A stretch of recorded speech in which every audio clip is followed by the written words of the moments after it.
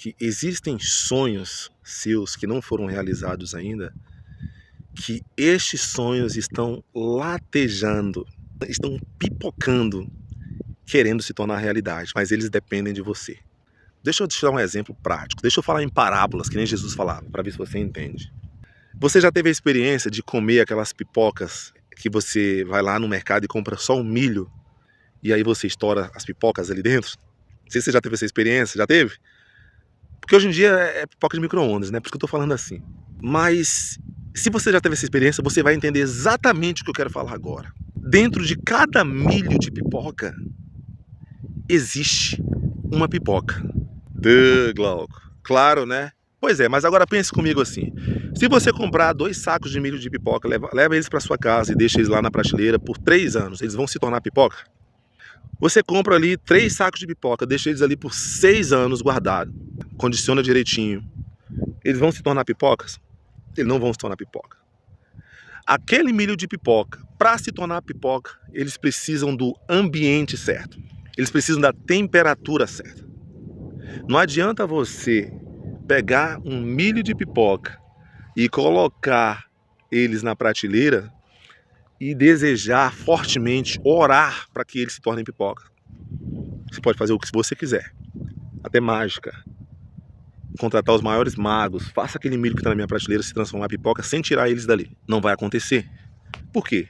Porque para se tornar pipoca, aquele milho precisa do ambiente certo, da temperatura certa, dos ingredientes certos. Então, como se faz uma pipoca? Aquela pipoca tradicional, clássica. Você pega o milho, coloca dentro de uma panela com óleo, tem gente que faz com manteiga, não tem problema. E aí você deixa ele ali dentro, tampa, coloca o fogo na temperatura certa. E aí começa a metamorfose, começa a estourar. E aí estoura um milho, estoura 2 milhos, daqui a pouco você abre a panela e o negócio começa a acontecer, pipoca na panela, começa a pipocar, aí começa ali a pipocar tudo, e aí você vai lá e mexe, e daqui um pouco você vai lá e abre a panela, e aí aqueles milhos, grande parte daqueles milhos se tornaram pipoca. Sempre tem 1 ou 2 milhos ali que resistem e não querem se tornar pipoca mesmo na temperatura certa. E o seu desafio na vida é não ser esse 1 ou 2 milhos que resistem em não se tornar aquilo que nasceram para se tornar. Esse é o seu desafio na vida. Você nasceu por um propósito. Você nasceu por um objetivo, por um motivo. Teve uma senhora que ela foi para um seminário onde as pessoas estavam falando dos seus propósitos. Aí muitas pessoas estavam dando seus depoimentos, falando que construiu isso, construiu aquilo, que teve uma grande empresa, que fez isso, que fez aquilo. As pessoas estavam falando das suas realizações, do que fez ao longo da vida, né? E todo mundo falando, né? Todo mundo dava um depoimento do que fez na vida. E essa senhora falou o seguinte: no meu caso, eu não conquistei muitas coisas, eu só fui uma dona de casa. Eu tive filhos, marido, fui uma dona de casa, cuidei dos meus filhos a vida toda. E eu não conquistei muitas coisas assim, não tive empresa, indústria, não escrevi grandes livros, não fiz grandes coisas. E aí, a pessoa que estava entrevistando essa senhora descobriu que ela era mãe de uma pessoa que já tinha sido presidente dos Estados Unidos. E aquela pessoa, aquele palestrante, falou para ela: olha, entre todas as pessoas aqui que deram seus depoimentos, falando o que fez, o que conquistou, a senhora foi a pessoa onde eu vi a maior realização. Porque a senhora, na cabeça da senhora, a senhora acha que não fez nada. Mas a senhora simplesmente criou, educou a pessoa que se tornou um dos melhores presidentes que a nossa nação já teve. E aí ela achava que ela não tinha realizado o propósito dela. Mas o propósito dela foi ser a melhor mãe que ela podia ser e criar, formar aquela criança para se tornar um chefe, um líder de nação. Então, muitas vezes, eu estou te contando essa história ilustrando dessa forma, deixa eu voltar para a pipoca. Você precisa encontrar qual é o seu propósito na vida. Porque às vezes você está dentro de uma igreja e aí você acha que o seu propósito é ser um grande bispo, um grande pastor. Só que você é muito bom na parte administrativa, você é muito bom em desenvolver algum sistema, você é muito bom com aconselhamento, você é muito bom com organização. Geralmente, aquilo que você é muito bom e gosta de fazer, e tem prazer, você passaria horas fazendo ali aquilo, geralmente o seu propósito mora dentro disso. Tem muita gente que fala, eu gosto disso aqui, mas eu nasci para ser pastor, eu quero ser pastor, porque ele vê ali, ele tem admiração pelo pastor dele, e aí ele vê o pastor dele ali ser aquele grande pastorzão, e aí ele fala, não, eu quero é ser pastor. E às vezes ele não nasceu para ser um pastor, não do jeito que ele imagina que é. Às vezes ele não nasceu para estar no púlpito, ele nasceu para estar atrás do púlpito, auxiliando o pastor, fazendo aquela organização acontecer. Às vezes a pessoa não nasceu para ser um presidente da república, mas sem ela, o presidente da república teria grande dificuldade para governar, porque ela é essencial onde ela está. Então o seu propósito na vida é descobrir qual é o seu propósito. Quando você descobre o seu propósito, você vai para o ambiente certo. Uma das melhores coisas que eu fiz na minha vida, eu perdi meu pai foi assassinado, eu tinha 12 anos de idade. Aí a minha vida já era ruim, já morava num lugar muito pobre, família toda disfuncional, minha vida foi ao avesso, de cabeça para o ar. E ali eu tive muito problema, porque quando você está perdido, qualquer coisa que vier para você, você usa. Ali eu usei muita droga, andei com amigos que me levaram para o caminho errado, fiz coisas que eu não deveria fazer e estava perdido. Então, para agradar as pessoas, para mostrar para as pessoas que eu era aquilo que eu não era, eu comecei a fazer coisas que eu não deveria fazer. E fiquei perdido durante muito tempo. Só que depois eu tive a felicidade de ir para um lugar, e esse lugar tinha as pessoas que iriam me conduzir na minha jornada de vida. Olha só, o primeiro contato que eu tive com o inglês foi dentro da igreja. Lá na biblioteca da igreja eu tive um dicionário de inglês com imagens. E aí eu tive o primeiro contato. Ali eu me abri, tive a primeira inspiração, na verdade, aspiração de aprender a falar inglês. Ali, naquele local. Então, primeiro, a minha jornada ela foi tecida toda dentro ali daquele projeto de igreja. Não estou dizendo que a sua jornada tem que ser assim, mas a minha foi. Só que a minha realidade era muito difícil, a família é disfuncional, como eu já falei para você. Muito difícil, muita pobreza. Só que eu era uma pipoca, fora do ambiente, e acabei acertando quando eu fui convidado para ir para aquele ambiente e aceitei. E fui para aquele ambiente. Naquele ambiente eu comecei a ser desenvolvido. Depois as coisas mudaram, a minha vida seguiu, eu tive que mudar ali de cidade, morava na Samambaia e fui morar na Asa Sul, em virtude do trabalho. Lá na Asa Sul já era um pouquinho diferente da Samambaia. Ali eu fui estudar inglês, comecei a viajar muito ao redor do Brasil, porque trabalhava numa agência de viagem. Ali eu já aprendi a me vestir. Uma das condições para trabalhar naquela agência de viagem é que eu não podia parar de estudar, eu tinha que terminar o meu segundo grau. Então a condição era essa, eu não queria perder aquele emprego, então eu acabei estudando ali, terminando meu segundo grau. Depois eu já me interessei para fazer uma faculdade, nunca consegui fazer a faculdade, terminar a faculdade naquela época, porque eu tinha que decidir, fazer algumas decisões, ou estudar ou trabalhar para poder me sustentar, porque eu morava de aluguel, trabalhava ganhando um salário muito baixinho. O salário era todo para pagar o curso de inglês, então eu tive que fazer algumas escolhas, optei por dar prioridade para terminar o meu inglês e no futuro eu faria a faculdade, se eu tivesse essa oportunidade. Então eu fui para o ambiente certo. E aí, uma coisa que muitas pessoas não entendem e têm dificuldade, que eu acertei quando eu ainda era criança. Quando você vai para o ambiente certo, automaticamente você vai sair do ambiente errado. E quando você sai do ambiente errado, você vai deixar muitas pessoas para trás. Não porque você quer ser inimigo dessas pessoas, mas porque essas pessoas elas querem que você permaneça nesse ambiente errado. E você vai ter que ir para frente, você vai ter que romper. E elas vão começar a tentar te puxar de volta. E você vai ter que dizer não para essas pessoas. Então, às vezes, para dizer não, você vai ter que deixar de frequentar esses ambientes que você frequenta. Você vai ter que deixar de falar com algumas pessoas. E aí você acaba perdendo algumas amizades. Algumas pessoas ficam pelo caminho, tá? É normal, elas vão ficar pelo caminho. Você vai ser mal falado, as pessoas vão falar que agora você é metido, que agora você é isso, só quer ser aquilo, quer ser isso. Né? Às vezes, quando eu faço uns vídeos aí falando inglês, algumas pessoas olham, acham que eu sou arrogante, não sei o quê. Então, o processo de desconstrução, ele vem antes do processo de construção. Então, olha só, se quer construir sua vida, o que você quer ser? Antes de construir, você precisa desconstruir. Porque deixa eu te contar um segredo aqui. Você quer construir uma bela casa em um terreno. Você já tem um terreno. Você já tem um terreno e você já tem algo construído naquele terreno. Esse terreno se chama você. Essa casa, essa velha casa é você. Só que você tem um sonho de construir uma casa nova. Então agora você vai ter que se desconstruir para dar espaço para aquilo que você quer construir. Só que desconstruir não é fácil, gente. O processo de desconstrução ele é muito difícil. Só que alguma coisa só pode ser construída em você se você se desconstruir primeiro. Não tem como você construir uma bela casa em você, em um terreno, se ali tem uma casa velha, cheia de entulhos, de bagulhos, se você não se desconstruir primeiro. Então o único jeito de se construir é se desconstruindo. Então eu falei aqui sobre a pipoca, você precisa estar no ambiente certo para poder se tornar a pipoca, porque senão você vai ser milha a vida toda, você não vai realizar o seu propósito. E você vai estar lá, bonitinho, milha, amarelinho, mas vai ficar ali para sempre, né? De repente, um dia vão te jogar no lixo, porque já não serve mais, já passou da data de fazer, vão te jogar mais, vão te descartar, vão jogar fora e você perdeu o seu propósito. Você não se tornou pipoca, né? E eu estou falando sobre a construção. Para construir tem que desconstruir. Glauco, mas como assim tem que desconstruir? Simples. Quer que eu te explique? Você fuma? Fuma? Tem que deixar de fumar. Você tem que parar de fumar. E aí aqui, querido, eu tô falando coisa pra você que eu fiz, tá? Viciado em cigarro por 6 anos. Se fuma, tem que deixar de fumar. Fuma maconha?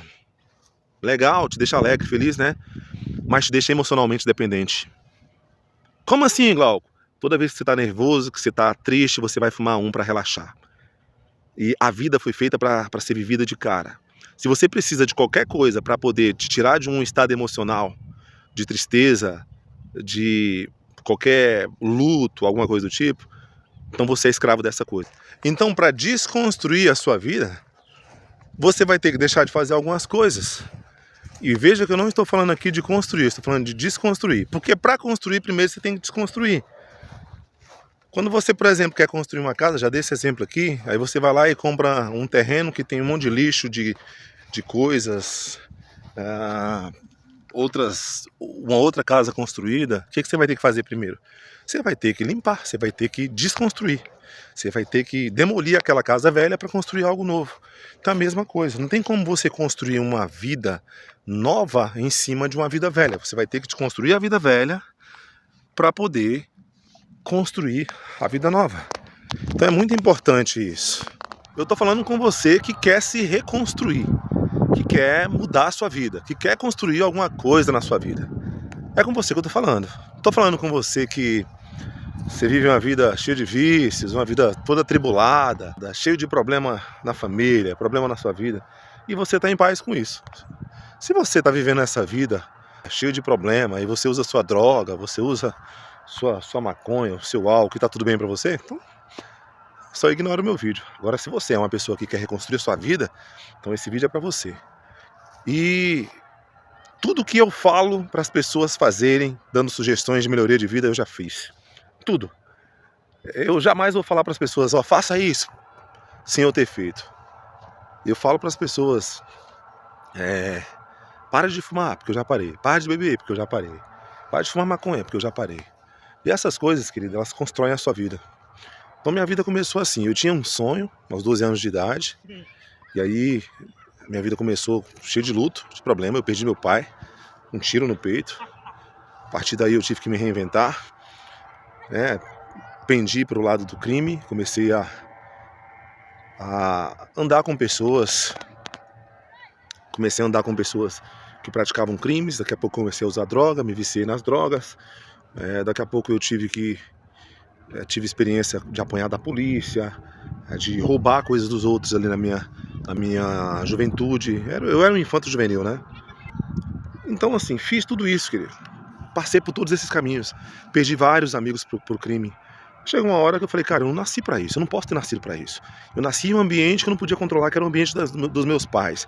Você não pode controlar o ambiente que você nasceu, porque é a história dos seus pais, mas você pode compor, escrever a sua história. Eu não posso mudar o fato do meu pai ter batido na minha mãe, o fato do meu pai ter sido assassinado, a minha mãe era viciada em cigarro, desenvolveu problemas cardíacos, por causa disso ela morreu. Eu não posso controlar isso, o fato de um irmão meu ter sido assassinado, o fato de um outro irmão meu ter morrido, que eu ainda nem sei a causa ainda. Eu não posso controlar esses eventos na minha família, mas os eventos que acontecem na minha vida, pelo menos os eventos que dependem de mim, das minhas escolhas, estes eu posso controlar. Então eu decidi morar aqui nos Estados Unidos. Eu decidi não ser um viciado em droga. Eu decidi não fumar cigarro. Eu decidi não ser viciado em cigarro. Eu decidi não ser um ladrão. Eu decidi ser um cidadão de bem. Eu decidi falar inglês. Eu decidi ser um professor de inglês. Eu decidi ter um negócio. Eu decidi casar. Eu decidi ter um filho e criar o meu filho dentro de uma estrutura de família. Eu não falo só estrutura com dinheiro, com essas coisas, não. Eu falo uma estrutura onde ele vai crescer vendo o pai dele amando a mãe dele, protegendo a mãe dele, cuidando dele, da família dele. Tudo isso foram decisões minhas. O meu pai decidiu bater na minha mãe. Eu decidi cuidar da minha esposa. O meu filho ele não vai precisar se preocupar com violências domésticas, com agressões domésticas dentro da minha casa. Porque eu não vou fazer isso com a mãe dele. Eu não vou agredir o meu filho, bater no meu filho. Eu vou ser aquele pai que senta ali com ele. Já faço isso. Senta ali com ele e ajuda ele no dever de casa, acompanha. A mãe dele faz muito mais isso, porque a mãe dele faz homeschooling com ele. É uma outra língua. Eu ainda estou me preparando para sentar mais com ele, para ajudá-lo mais nessas coisas. Ele só tem 4 aninhos. Mas eu já sei qual vai ser o futuro do meu filho. Eu posso controlar os eventos incontroláveis, os eventos naturais, a morte? Não, não posso. Mas aquilo que eu posso gerenciar, eu vou fazer. Deus, ele trabalha com quem tem planos. A Bíblia diz que os planos vêm do coração do homem, mas a resposta certa vem da boca de Deus. Mas a resposta na sua vida só vai vir da boca de Deus se você tiver plano. Caso contrário, eventos vão acontecer na sua vida e você vai ser pego de surpresa. Então, se você quer reconstruir sua vida, se você quer se tornar essa pipoca, ser essa pipoca, essa pessoa que vence na vida, que encontra o seu propósito, você precisa, com certeza, iniciar uma jornada de reconstrução na sua vida. Eu admiro muitas pessoas, os coaches, eu admiro muitos coaches. Eu fui muito ajudado pelos coaches, tá? Li muitos livros de coaches como Paulo Vieira, uma pessoa que não é só coach, tem a formação em coach, que é o Thiago Brunet. Eu admiro muito essas pessoas. Mas não é indo em um seminário de um coach de 3 dias, né? Não estou criticando essas pessoas, mas eu só estou te dando aqui um pouquinho de uma mentoria realística. Não é indo em um curso de 3 dias dessas pessoas que você vai mudar a sua vida. E essas pessoas, elas sabem disso e elas não vendem isso. Pelo menos esses 2 que eu citei, eles não vendem isso. Você muda a sua vida com um processo. Você construi a sua vida ao longo de um processo. Do jeito que ela está aí. E você vai reconstruir a sua vida ao longo de um processo. Então você pode ir num seminário, num evento na igreja de 3 dias, um acampamento, um encontro com Deus. E você vai passar ali 3 dias e aquilo vai abrir os seus olhos para você iniciar a sua jornada. Mas você não vai reconstruir a sua vida em 3 dias. Mas é preciso ir nesses lugares, é preciso passar por esses processos. Eu, por exemplo, acompanho muito o Thiago Brunet, acompanhei muito o Paulo Vieira. Paulo Vieira fala muito sobre autorresponsabilidade, você precisa se autorresponsabilizar. Esse é o início. Porque quando você não se autorresponsabiliza, você fica culpando os outros, entendeu? Você fica, meu pai era isso, minha mãe era aquilo. Eu sempre conto a história dos meus pais, mas nunca para transferir a responsabilidade de mim. Eu não transfiro a minha culpa. Eu sou responsável pela minha vida. Se alguma coisa der errado na minha vida, eu sou responsável. Mas é porque você não sabe, eu cresci assim, eu cresci na favela, né? Nasci na invasão, meu pai foi assassinado, minha mãe, tadinha, era pobre. Eu não tenho essas coisas dentro de mim, eu não tenho. Eu me autorresponsabilizei, eu assumi a responsabilidade e hoje eu estou aqui vivendo a minha história, fazendo a minha história. Então você quer reconstruir a sua vida? O primeiro passo é reconhecer que você precisa desconstruir. Se você é uma pessoa que não desconstruiu a sua vida, esquece. Mas se autorresponsabilizar é uma coisa muito difícil, porque você não tem ninguém para culpar, você tem que culpar você mesmo. E é muito difícil, pessoal, se culpar. É sempre mais fácil encontrar um culpado. Eu chamo disso aí de síndrome de Adão. Deus, ele deu uma responsabilidade para Adão. Primeiro Deus deu a vida para Adão.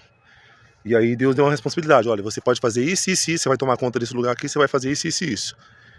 E você não pode fazer isso, isso e isso. Se você fizer, ou alguém fizer, né? É isso que Deus quis dizer com ele. É isso que Deus quis dizer para ele. Se você deixar que alguém faça aquilo que eu estou te falando para que não seja feito nesse ambiente, você é o responsabilizado, você é o culpado. E aí aconteceu, né? Eva, que foi a esposa dele, comeu lá do fruto. Deus falou para Adão, olha, estou te criando, estou te colocando nesse lugar, estou te colocando aqui nesse lugar lindo, maravilhoso, e você pode fazer tudo, mas isso aqui você não pode. Você pode fazer várias coisas, mas uma coisa você não pode. nem você nem sua esposa. E aí a esposa dele acabou fazendo por negligência dele mesmo, porque ele era o cabeça, o guia, o esposo, né? Ele era o piloto. É só você pensar assim comigo, se o avião cai, beleza, a culpa pode nem ser do piloto, mas a responsabilidade de tentar controlar, gerenciar a situação é do piloto. Não é o passageiro que vai lá e tentar pousar o avião, tentar salvar o avião, é o piloto. Então a responsabilidade era dele. E aí Eva, que era a esposa dele, comeu o fruto, e ao invés de ele falar assim, eu vacilei, deveria ter conversado com a minha mulher mais, instruído, ter cuidado mais daquela área ali para ela não ir para lá. Não, ele foi lá e culpou Eva. Ele arrumou um culpado. E aí Eva, por sua vez, culpou a cobra. Né? Aí a cobra, quando não tinha ninguém para culpar, ficou por isso mesmo.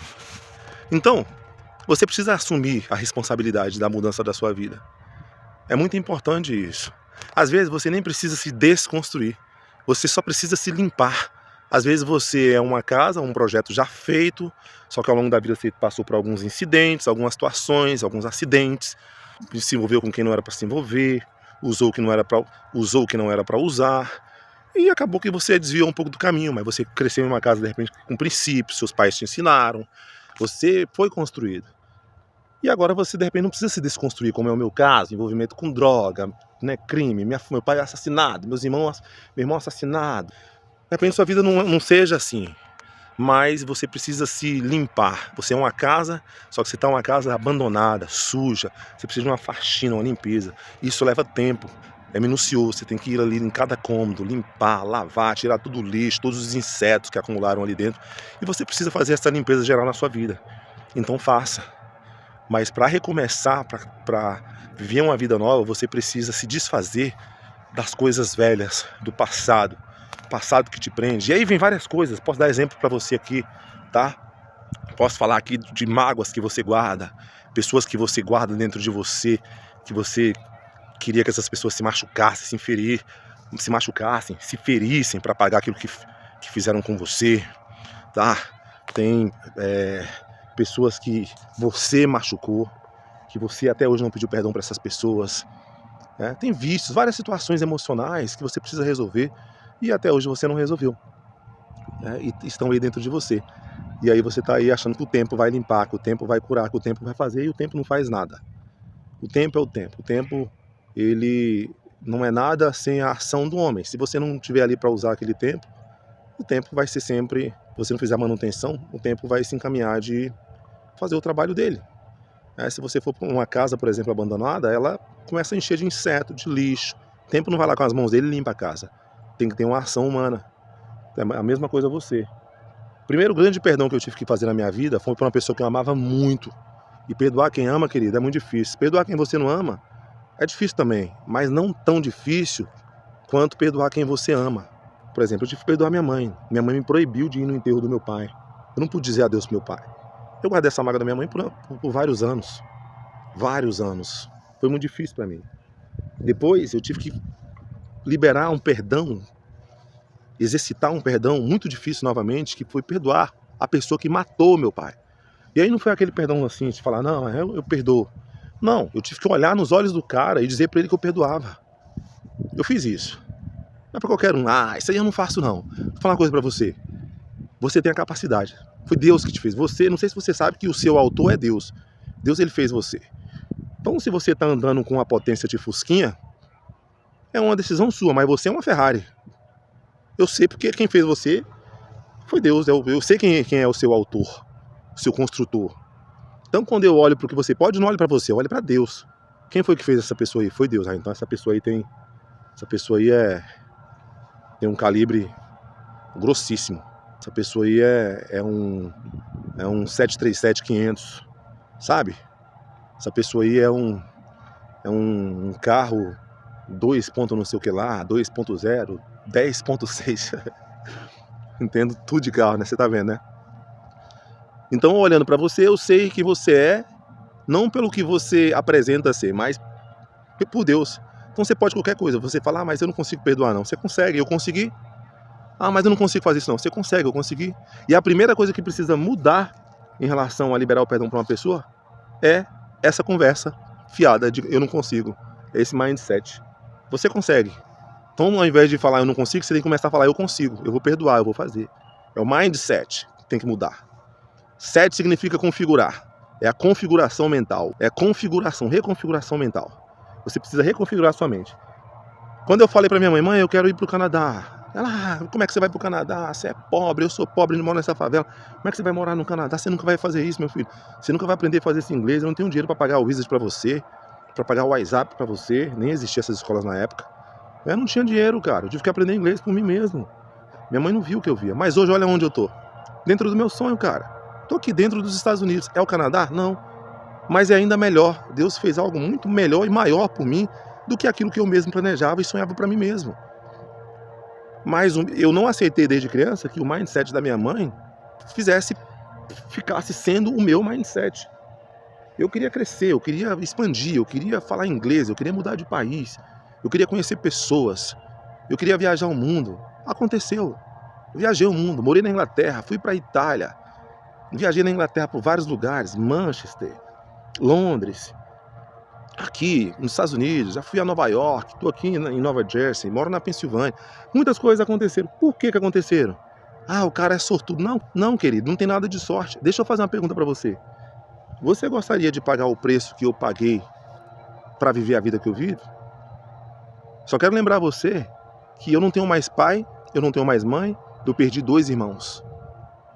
Um assassinado, o outro morreu e ainda não sei a causa, está sob investigação.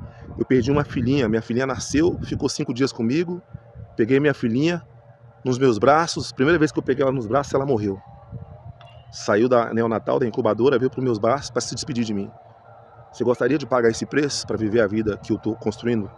Porque às vezes você fala, ah, cara, eu queria ter a vida daquela pessoa. A pergunta é, você gostaria de pagar o preço que aquela pessoa paga e pagou? Então essa é a pergunta. Então isso é só para dizer para você, querido, que você pode. Você pode. Você pode muito mais do que você imagina. Você é uma pessoa com um potencial gigante. Lembra que eu comecei essa história falando da pipoca? Você é uma pessoa que... Você é essa pipoca, esse milho. Você precisa encontrar o seu potencial e ir para o ambiente certo para estourar e viver o seu destino. A pipoca, ela cumpre o destino dela quando ela estoura. O milho estoura e se torna uma pipoca. Aí ela cumpriu o destino dela. Tá? Tô falando aqui de forma bem a grossos modos para você entender. Então você precisa encontrar seu destino, você precisa reconstruir sua vida. Para reconstruir, às vezes, tem que desconstruir. Ou, pelo menos, você precisa limpar, fazer uma faxina, né? E mudar o seu mindset. 3 coisas que eu dei para você hoje nesses áudios aqui. Encontrar o seu propósito na vida, reconstruir, desconstruir ou fazer essa faxina e mudar o seu mindset, a sua configuração, a sua configuração mental. Sabe? Eu sou feio, eu sou isso, eu não sou aquilo, eu não dou conta, eu sou pobre, eu moro ali, minha mãe isso, meu pai é aquilo, eu nasci assim, vou morrer assim, vou ser sempre assim. Só falta você falar que é a Gabriela. Você precisa desconstruir isso. Quando você começa a desconstruir essas coisas, você começa a limpar o terreno para construir a nova vida. Eu sou o Glauco Vidal, fique com Deus, Deus te abençoe e nos vemos nos próximos vídeos. Valeu!